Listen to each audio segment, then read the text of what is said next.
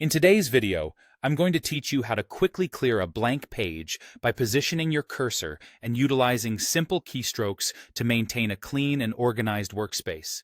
It's a straightforward yet essential skill, especially when you're trying to keep your documents neat and free of unnecessary clutter. Let's dive right into it. First off, open your document where the blank page resides. It's important to ensure you're in the correct section of your document so you can make changes confidently. Once your document is open, scroll to the blank page that you wish to get rid of. Since we're dealing with a digital space, the mouse or trackpad will be your best friend here.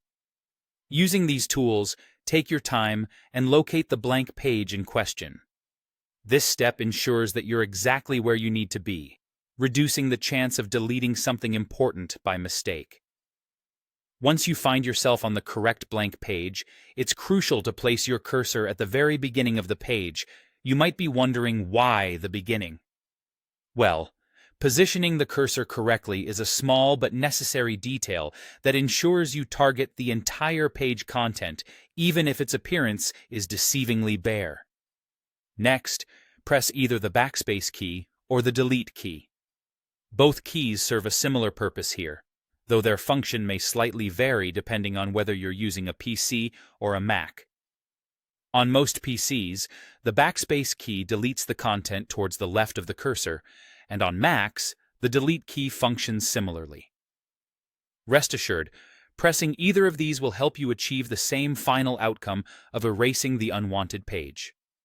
One helpful tip to remember is, if you notice that the page doesn't seem to disappear after the first hit, it's often the case that multiple hidden characters or page breaks need more than one push.